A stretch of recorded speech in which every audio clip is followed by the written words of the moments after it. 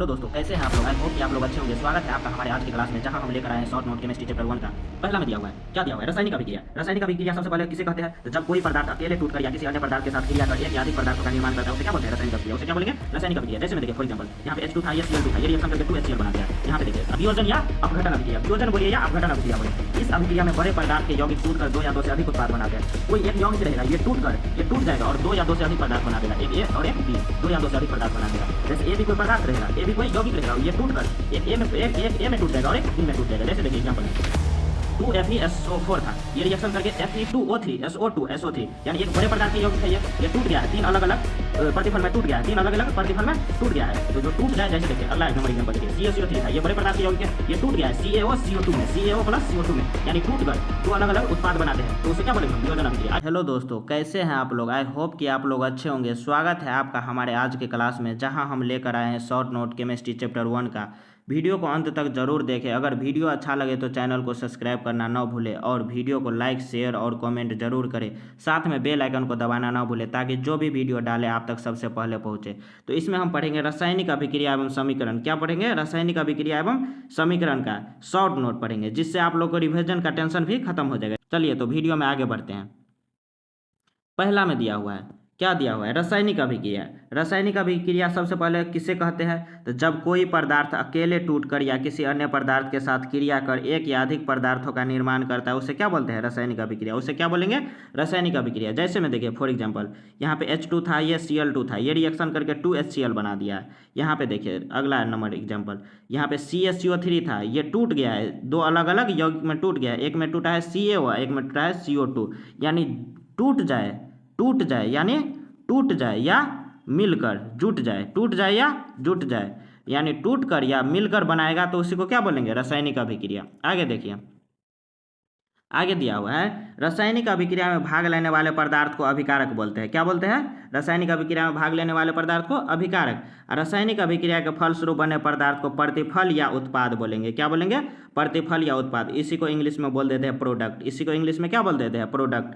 तो यहाँ पे देखिए, जैसे में देखिए H2 था, ये Cl2 था, ये रिएक्शन करके बना दिया 2HCl। तो लेफ्ट साइड वाला हो गया क्या, इसमें अभिकारक, और राइट साइड वाला हो गया प्रतिफल।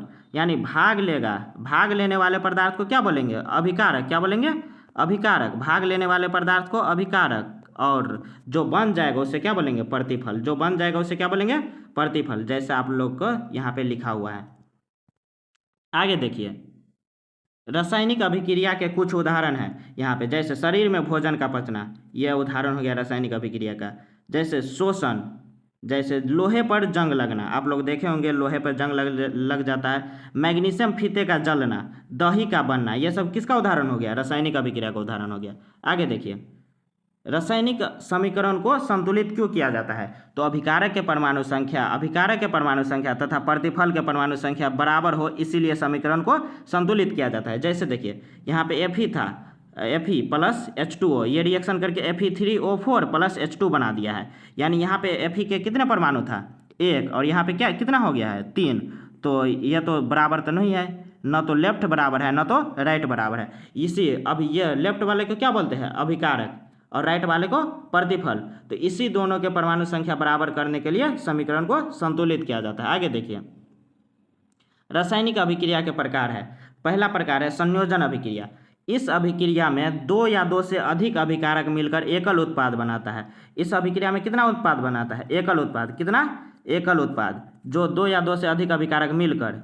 तो देखिए एक A है और एक B है, ये मिलकर बना दिया है C। जैसे देखिए C था, यहाँ पे O2 था, ये मिलकर रिएक्शन करके क्या बना दिया है, CO2, यानी एक ही उत्पाद बनाया, एकल उत्पाद बनाया। यहाँ पे देखिए H2 था, ये O2 था, तो यहाँ पे बना दिया क्या, 2H2O। तो ये मिलकर बनाया, यानी दो या दो से अधिक अभिकारक। इस साइड वाले को क्या बोलते हैं, लेफ्ट साइड वाले को अभिकारक, और राइट साइड वाले को प्रतिफल। तो ये दोनों मिलकर क्या बना दिया है, 2H2O, H2 plus O2 reaction करके 2H2O बना दिया, यानी मिलकर, यानी संयोग करके ये बनाया है। क्या करके बनाया है, संयोग करके, इसलिए इसको कौन सी अभिक्रिया बोलेंगे, संयोजन अभिक्रिया।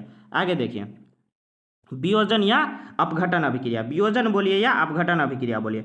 इस अभिक्रिया में बड़े पदार्थ के यौगिक टूटकर दो या दो से अधिक उत्पाद बनाते हैं। कोई एक यौगिक रहेगा, ये टूट जाएगा और दो या दो से अधिक पदार्थ बना देगा, एक ए और एक बी, दो या दो से अधिक पदार्थ बना देगा। जैसे ए बी कोई पदार्थ रहेगा, ए बी कोई यौगिक रहेगा, ये टूट कर एक ए में टूट जाएगा और एक बी में टूट जाएगा। जैसे देखिए एग्जाम्पल में 2FeSO4 था, ये रिएक्शन करके Fe2O3SO2SO3 यानी एक बड़े पदार्थ के यौगिक है, ये टूट गया है, तीन अलग अलग प्रतिफल में टूट गया है, तीन अलग अलग प्रतिफल में टूट गया है। तो जो टूट जाए, जैसे देखिए अगला नंबर एग्जाम्पल देखिए, CaCO3 था, ये बड़े पदार्थ के यौगिक है, ये टूट गया है CaOCO2 में, CaO प्लस CO2 में, यानी टूट कर दो अलग अलग उत्पाद बनाते हैं। तो उसे क्या बोलेंगे हम? वियोजन अभिक्रिया। आगे देखिए, आगे क्या दिया है? वैद्युत वियोजन या वैद्युत अपघटन बोलिए, बात सेम है। तो वैद्युत अपघटन या वैद्युत वियोजन, इस अभिक्रिया में विद्युत धारा प्रवाहित करने पर वह वियोजित हो जाता है। इसमें विद्युत धारा प्रवाहित करने पर करेंगे तो वो टूट जाएगा, विद्युत धारा प्रवाहित करेंगे तो क्या हो जाएगा? ये टूट जाएगा। विद्युत धारा प्रवाहित करेंगे तो ये टूट जाता है। क्या हो जाता है? टूट जाता है। जैसे देखिए एग्जाम्पल में, फॉर एग्जाम्पल के रूप में 2AgCl था, 2AgCl, तो ये इसमें विद्युत धारा प्रवाहित किए तो ये क्या बना दिया? 2Ag प्लस Cl2, क्या बना दिया? 2Ag प्लस Cl2, यानी विद्युत धारा प्रवाहित करेंगे तो AgCl एक यौगिक था, AgCl क्या था? एक यौगिक था, ये टूट गया है कि क्या, कितने में? 2Ag प्लस Cl2 में टूट गया है, कितने में? दो पदार्थ में टूट गया है। तो टूट जाए, जिसमें विद्युत धारा प्रवाहित करने पर वह टूट जाए, उसे क्या बोलेंगे? वैद्युत वियोजन अभिक्रिया। जैसे अगला नंबर एग्जाम्पल देखिए, 2AgBr था, इसमें विद्युत धारा प्रवाहित किए तो एक 2Ag प्लस Br2, ये टूट गया, दो अलग अलग यौगिक में टूट गया, दो अलग अलग पदार्थ में टूट गया, तो उसे क्या बोलेंगे? वैद्युत वियोजन या वैद्युत अपघटन अभिक्रिया। आगे देखिए, आगे क्या दिया हुआ है? विस्थापन, यहाँ पे विस्थापन होगा, विस्थापन, हाँ सही है, विस्थापन या एकल विस्थापन या प्रतिस्थापन, बात बराबर है, सब बोल सकते हैं आप लोग। विस्थापन बोलिए या एकल विस्थापन बोलिए या प्रतिस्थापन बोलिए, सब सही है। इस अभिक्रिया में अधिक क्रियाशील तत्व कम क्रियाशील तत्व को उसके यौगिक से विस्थापित कर देता है। इस अभिक्रिया में कम क्रियाशील तत्व क्या होगा? जो अधिक रहेगा, जो अधिक क्रियाशील तत्व रहेगा वो विस्थापित कर देगा, किसको? कम क्रियाशील तत्व को। किसको विस्थापित कर देगा? कम क्रियाशील तत्व को। जैसे देखिए यहाँ पे Fe है, यहाँ पे CuSO4 है, तो Fe का सक्रियता ज़्यादा होता है मुकाबले Cu के मुकाबले, तो Fe इसको यहाँ पे आके इसको Cu को विस्थापित कर देगा और ये स्वयं आके यहाँ पे बैठ जाएगा SO4 के साथ। तो देखिए ये क्या बना दिया? FeSO4 plus Cu। इसमें आप लोग को सक्रियता श्रेणी याद करना पड़ेगा, जो सक्रियता श्रेणी आप लोग इसमें पढ़ सकते हैं। Zn प्लस CuSO4, ये क्या बना दिया है? ZnSO4 प्लस Cu, यानी Zn का सक्रियता ज़्यादा होता है किसके मुकाबले? Cu के मुकाबले, तो Zn यहाँ पे आकर बैठ जाएगा, Cu को रिप्लेस कर देगा, यानी Cu को विस्थापित कर देता है। कौन? Zn।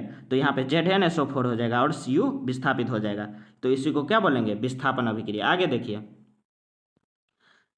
इस अभिक्रिया में अभिकारकों के बीच आयनों का आदान प्रदान होता है। इस अभिक्रिया में क्या होता है? आयनों का आदान प्रदान, प्लस माइनस आयन दो प्रकार के होते हैं, एक धनात्मक और एक ऋणात्मक, इसी का आदान प्रदान होगा और दो नए उत्पाद का, दो यौगिक का निर्माण बोलिए, या दो यौगिक का निर्माण करेगा या दो नए उत्पाद का निर्माण करेगा। जैसे देखिए एक यौगिक है यहाँ पे Na2SO4 और एक यौगिक है BaCl2, ये BaCl2, इस पे प्लस चार्ज, इस पे माइनस चार्ज, इस पे प्लस चार्ज और इस पे माइनस चार्ज, तो ये रिएक्शन करके क्या बना दिया है? ये प्लस वाला ये माइनस वाला के साथ आ जाएगा और ये प्लस वाला इस माइनस वाले के साथ आ जाएगा, तो ये बना देगा BaSO4, तो BaSO4, और ये बना देगा NaCl, तो NaCl बना दिया। यानी इसमें आयनों का आदान प्रदान होगा। क्या होगा? आयनों का आदान प्रदान, तो उसको क्या बोलेंगे? द्विविस्थापन अभिक्रिया। आयनों का आदान प्रदान होगा उसमें, उसको क्या बोलेंगे? द्विविस्थापन अभिक्रिया। आगे देखिए, आगे है उपचयन एवं ऑक्सीकरण। उपचयन या ऑक्सीकरण, उपचयन बोलिए या ऑक्सीकरण बोलिए, बात सेम है। तो जब किसी पदार्थ में ऑक्सीजन का योग या किसी पदार्थ से हाइड्रोजन का वियोग होते उसे क्या बोलेंगे? उपचयन अभिक्रिया। क्या बोलेंगे उसको? उपचयन। जब किसी पदार्थ में ऑक्सीजन का संयोग हो, यानी ऑक्सीजन का संयोग हो और हाइड्रोजन का वियोग हो, तो उसे क्या बोलेंगे? उपचयन बोलिए या ऑक्सीकरण बोलिए, बात सेम है। तो यहाँ पे देखिए C था और एक O2 था, ये मिलकर बना दिया है CO2। तो यहाँ पे ऑक्सीजन का संयोग हो रहा है, तो ये कौन सी अभिक्रिया हो गया? ऑक्सीकरण अभिक्रिया। यहाँ पे देखिए एक Cu था, एक O2 था, ये रिएक्शन करके क्या बना दिया? 2CuO। तो यहाँ पे ऑक्सीजन का संयोग हो रहा है, तो ऑक्सीजन का संयोग होगा तो उसको बोलेंगे उपचयन या ऑक्सीकरण। आगे देखिए, आगे है अपचयन या अवकरण अभिक्रिया। अपचयन बोलिए या अवकरण बोलिए, बात बराबर है। तो जब किसी पदार्थ से ऑक्सीजन का वियोग या किसी पदार्थ में हाइड्रोजन का संयोग हो तो उसे क्या बोलेंगे? अपचयन अभिक्रिया। जस्ट उपचयन का उल्टा है अपचयन। उपचयन का उल्टा क्या है? उपचयन का उल्टा है क्या? अपचयन। क्या है उल्टा? अपचयन। उस उपचयन में क्या होता है? ऑक्सीजन का संयोग होता है, इसमें ऑक्सीजन का वियोग होगा। इसमें हाइड्रोजन का वियोग होता है, इसमें हाइड्रोजन का संयोग होगा। क्या होगा? इसमें हाइड्रोजन का संयोग होगा। तो देखिए यहाँ पे देखिए एग्जाम्पल में देखिए CuO प्लस H2 है, ये बना दिया है रिएक्शन करके Cu प्लस H2O। तो यहाँ पे देखिए, यहाँ पे CuO था, यहाँ पे क्या बन गया है? Cu। तो यहाँ पे ऑक्सीजन का वियोग हो रहा है। क्या हो रहा है? ऑक्सीजन का वियोग। तो ऑक्सीजन का वियोग होगा तो कौन सी अभिक्रिया हो जाएगा? अवकरण अभिक्रिया। कौन सी अभिक्रिया हो गया? अवकरण अभिक्रिया। समझ में आ गया आप लोग को? आगे देखिए, आगे दिया हुआ है प्रकाश रासायनिक अभिक्रिया है। यह अभिक्रिया प्रकाश की उपस्थिति में ही घटित होता है। अगर प्रकाश नहीं रहेगा तो यह अभिक्रिया घटित होगा ही नहीं। तो यह अभिक्रिया किसके उपस्थिति में घटित होता है? प्रकाश की उपस्थिति में। जैसे देखिए 6CO2 प्लस 6H2O, ये इसमें सूर्य प्रकाश डालेंगे तो C6H12O6 प्लस 6O2। ये रिएक्शन आप लोग याद कर सकते हैं, ये रिएक्शन आप लोग याद कर सकते हैं। इसमें ये ग्लूकोज का सूत्र हो गया, ये भी है, ग्लूकोज का सूत्र याद रखिएगा। ये किसका सूत्र हो गया? ग्लूकोज का। आगे देखिए अवक्षेपण अभिक्रिया। इस अभिक्रिया में कोई प्रतिफल ठोस के रूप में विलयन से अलग हो जाता है। तो इस अभिक्रिया में कोई प्रतिफल किसके रूप में अलग होगा? ठोस के रूप में। किसके रूप में अलग होगा? ठोस के रूप में। जैसे एग्जाम्पल में देखिए, फॉर एग्जाम्पल NaCl AgNO3, यहाँ पे देखिए इसमें द्विविस्थापन अभिक्रिया लगेगा, क्योंकि यहाँ पे दो यौगिक है। कितने यौगिक है? दो यौगिक। दो यौगिक रहेगा तो दो यौगिक में द्विविस्थापन लगेगा ही। तो यहाँ पे प्लस चार्ज, यहाँ पे माइनस चार्ज, यहाँ पे प्लस और यहाँ पे माइनस। तो प्लस वाला इसके साथ आ जाके बैठ जाएगा माइनस वाला के साथ, और ये प्लस वाला इस माइनस वाले के साथ, तो बना देगा NaNO3 प्लस AgCl। तो ये AgCl जो है, जो इस अवक्षेप के रूप में प्राप्त हो गया, अवक्षेप के रूप में विलयन से अलग हो गया। तो ये एक तीर का निशान भी आप लोग याद रख सकते हैं, ये तीर का निशान रहेगा अवक्षेपण अभिक्रिया में। इस तीर का निशान ही से आप लोग पता कर सकते हैं कि ये अवक्षेप के रूप में बच गया है। आगे देखिए, आगे है उदासीनीकरण अभिक्रिया। कौन सी अभिक्रिया? उदासीनीकरण अभिक्रिया। वैसी रासायनिक अभिक्रिया जिसमें कोई अम्ल किसी भस्म के साथ अभिक्रिया कर लवण तथा जल बनाता है, उसे क्या बोलते हैं? उदासीनीकरण अभिक्रिया। एक अम्ल रहेगा और एक भस्म रहेगा, ये अभिक्रिया करके लवण और जल बना देगा, इसी को क्या बोल देंगे? उदासीनीकरण अभिक्रिया। जैसे एग्जाम्पल में देखिए, एग्जाम्पल में ये HCl है, तो HCl कोई अम्ल है क्योंकि इसमें हाइड्रोजन आयन है। कौन सा आयन है? Hydrogen ion. और NaOH ये भस्म है क्योंकि इसमें हाइड्रोक्साइड आयन है। कौन सा आयन है? हाइड्रोक्साइड। तो ये HCl, इसको कौन सा अम्ल बोलेंगे? हाइड्रोक्लोरिक अम्ल। कौन सा अम्ल बोलेंगे? हाइड्रोक्लोरिक अम्ल। इसको क्या बोलेंगे? Sodium hydroxide. कौन सा भस्म हो गया? ये सोडियम हाइड्रोक्साइड। ये अभिक्रिया करके इसमें भी द्विविस्थापन अभिक्रिया लगेगा, क्योंकि इसमें भी दो यौगिक है। तो यहाँ पे प्लस चार्ज और यहाँ पे माइनस चार्ज, यहाँ पे प्लस चार्ज और यहाँ पे माइनस चार्ज। तो ये प्लस वाला इस माइनस वाला के साथ आगे बैठ जाएगा, और ये प्लस वाला इस माइनस वाला के साथ आगे बैठ जाएगा। तो देखिए, ये प्लस वाला इस माइनस वाला, ये प्लस वाला इस माइनस वाला के साथ, तो क्या बना देगा? NaCl और ये H2O बना देगा, NaCl प्लस H2O। तो ये क्या बना दिया? NaCl को क्या हो गया? लवण। क्या हो गया? लवण। और आपको लोगों को पता ही है कि जल बनाता ही है, तो जल बनाएगा ही H2O। समझ में आ गया आप लोग को उदासीनीकरण अभिक्रिया? आगे देखिए, रेडॉक्स अभिक्रिया। आगे क्या है? रेडॉक्स अभिक्रिया। इस अभिक्रिया में उपचयन तथा अपचयन दोनों साथ साथ होती है। एक उपचयन भी होगा और दूसरा अपचयन भी होगा, तो उसी को क्या बोलेंगे? रेडॉक्स अभिक्रिया। क्या बोलेंगे? रेडॉक्स अभिक्रिया। उसी को क्या बोलेंगे? रेडॉक्स अभिक्रिया। या इसको और दे सकते हैं, दूसरे तरफ से भी परिभाषा दे सकते हैं। वैसी रासायनिक अभिक्रिया जिसमें एक अभिकारक उपचयित तथा दूसरा अभिकारक अपचयित हो, उसे रेडॉक्स अभिक्रिया कहते हैं। दोनों बात सेम है, आप लोग ये बोलिए या ये बोलिए, दोनों में से कोई बोल सकते हैं। जैसे यहाँ पे देखिए CuO प्लस H2, ये रिएक्शन करके Cu प्लस H2O बना दिया है। यहाँ पे देखिए, यहाँ पे CuO था, यहाँ पे Cu हो गया है, यानी ऑक्सीजन का वियोग हो रहा है। यहाँ पे ऑक्सीजन का वियोग होगा तो कौन सी अभिक्रिया हो जाएगा? अवकरण। कौन सी होगा? अवकरण। ऑक्सीजन का वियोग होगा तो अवकरण बोलिए या अपचयन बोलिए, बात सेम है। अवकरण बोलिए या अपचयन बोलिए। यहाँ पे H2 था, यहाँ पे H2 हो रहा है, H2O हो गया है, यानी ऑक्सीजन का संयोग हो रहा है। तो ऑक्सीजन का संयोग होगा तो इसको क्या बोलेंगे? उपचयन। क्या बोलेंगे? उपचयन बोलिए या ऑक्सीकरण बोलिए, बात सेम है। तो यहाँ पे देखिए, यहाँ पे क्या हो रहा है? अपचयन भी हो रहा है और उपचयन भी हो रहा है, यानी दोनों साथ साथ हो रहा है। तो दोनों साथ साथ होगा तो उसको क्या बोलेंगे? रेडॉक्स अभिक्रिया। क्या बोलेंगे? रेडॉक्स अभिक्रिया। आ गया समझ में आप लोगों को? रेडॉक्स अभिक्रिया क्या बोलेंगे, किसको बोलेंगे? जिसमें उपचयन तथा अपचयन दोनों हो उसको क्या बोलेंगे? रेडॉक्स अभिक्रिया। आगे देखिए, आगे क्या दिया हुआ है? ऊष्माक्षेपी रासायनिक अभिक्रिया। जिन अभिक्रियाओं में उत्पाद के निर्माण के साथ साथ ऊष्मा का उत्सर्जन हो उसे ऊष्माक्षेपी अभिक्रिया कहते हैं। जिसमें ऊष्मा का उत्सर्जन हो उसे क्या बोलेंगे? ऊष्माक्षेपी अभिक्रिया। जिसमें ऊष्मा का उत्सर्जन हो, जिन अभिक्रियाओं में उत्पाद के साथ साथ किसका उत्सर्जन हो? ऊष्मा का उत्सर्जन हो। किसका उत्सर्जन हो? ऊष्मा का। उसे क्या बोलेंगे? ऊष्माक्षेपी रासायनिक अभिक्रिया। जिसमें ऊष्मा का उत्सर्जन हो उसे ऊष्माक्षेपी रासायनिक अभिक्रिया। आगे देखिए, जैसे देख लीजिए ऊष्माक्षेपी का, जैसे देख लीजिए, जैसे प्राकृतिक गैस का दहन, ये कौन सी अभिक्रिया? ऊष्माक्षेपी रासायनिक अभिक्रिया। जैसे देखिए, शोषण एक ऊष्माक्षेपी अभिक्रिया है। क्या है? शोषण ऊष्माक्षेपी अभिक्रिया। साग सब्जियों का विघटित होकर कंपोस्ट बनना, कौन सी अभिक्रिया है? ऊष्माक्षेपी अभिक्रिया। शरीर में भोजन का पचना, कौन सी अभिक्रिया? ऊष्माक्षेपी अभिक्रिया। कली चूना और जल के बीच अभिक्रिया होता है तो उसमें ऊष्मा का उत्सर्जन होता है। क्या होता है? ऊष्मा का उत्सर्जन। तो ऊष्मा का उत्सर्जन होगा तो कौन सी अभिक्रिया हो जाएगा? ऊष्माक्षेपी अभिक्रिया। आगे देखिए, आगे जैसे में अम्ल को जल द्वारा तनुकरण, अम्ल को जल द्वारा तनुकरण करेंगे तो ऊष्मा का उत्सर्जन होगा। क्या होगा? ऊष्मा का उत्सर्जन। तो ऊष्मा का उत्सर्जन हो जाएगा तो वो कौन सी अभिक्रिया हो जाएगा? ऊष्माक्षेपी रासायनिक अभिक्रिया। आगे देखिए, आगे है ऊष्मा शोषी रासायनिक अभिक्रिया। वैसी रासायनिक अभिक्रिया जिसमें अभिक्रिया के फलस्वरूप ऊष्मा का अवशोषण हो। किसका अवशोषण हो? ऊष्मा का अवशोषण हो। उसे क्या बोलेंगे? ऊष्मा शोषी रासायनिक अभिक्रिया। यानी इसमें ऊष्मा का अवशोषण हो, ऊष्मा का अवशोषण हो, उसे क्या बोलेंगे? ऊष्मा शोषी रासायनिक अभिक्रिया। आगे देखिए, आगे है संक्षारण। जब कोई धातु अपने आसपास अम्ल, आर्द्रता आदि के संपर्क में आती है तब उसके ऊपर एक लालिमा युक्त भूरे रंग की परत चढ़ जाती है।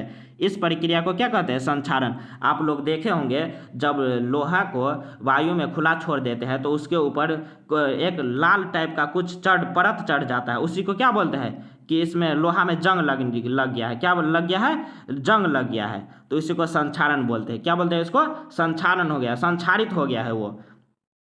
आगे देखिए, लोहे की वस्तु पर जंग लगना, लोहे के वस्तु पर जंग लगना क्या हो? किसका उदाहरण हो गया? संक्षारण का। किसका उदाहरण हो गया? संक्षारण का। चांदी के ऊपर काली परत, आप लोग देखे होंगे कि चांदी के ऊपर काली परत चढ़ जाती है, तो यह किसका उदाहरण हो गया? संक्षारण का। और तांबे के ऊपर हरी परत, और आप लोग देखे होंगे जब तांबे का संक्षारण होता है तो उसके ऊपर हरी परत चढ़ जाती है। ये सब किसका उदाहरण हो गया? संक्षारण। किसका उदाहरण हुआ? संक्षारण का। किसका? संक्षारण का। ये आप लोग याद रख सकते हैं। आगे देखिए, यशद लेपन, विद्युत लेपन और पेंट करके संक्षारण से धातुओं को बचाया जा सकता है। तो आप लोग याद रख सकते हैं यहाँ पे यशद लेपन, विद्युत लेपन और पेंट करके संक्षारण से धातुओं को बचाया जा सकता है। ये भी है, ये याद रखिएगा आप लोग कि धातुओं को संक्षारण से कैसे बचाया जा सकता है। तो यहाँ पे लिख सकते हैं धातु को संक्षारण से निम्नलिखित रूप से बचाया जा सकता है। पहला में लिख सकते हैं यशद लेपन द्वारा, दूसरा में लिख सकते हैं विद्युत लेपन द्वारा, तीसरा में लिख सकते हैं ग्रीज या पेंट करके। आगे देखिए, आगे दिया हुआ है विकृत गंधिता। आगे क्या दिया हुआ है? विकृत गंधिता। वसायुक्त और तेलीय खाद्य सामग्री वायु के संपर्क में आने पर उपचयित हो जाते हैं, जिसके कारण उसके स्वाद और गंध में परिवर्तन हो जाता है। इस प्रक्रिया को क्या कहते हैं? विकृत गंधिता। इस प्रक्रिया को क्या कहते हैं? विकृत गंधिता। आप लोग देखे होंगे जब चिप्स के थैली होती है, चिप्स की थैली से अगर हवा को निकाल दिया जाए तो वो देखते होंगे आप लोगों को खाने में अच्छा नहीं लगता होगा और उसका स्वाद भी बदल जाता है। तो इसी को क्या कहते हैं? वो विकृत गंधी हो गया है। क्या हो गया है? विकृत गंधी। देखिए, विकृत गंधिता रोकने का उपाय, इसको कैसे रोका जा सकता है? तो देखिए कैसे रोका जा सकता है।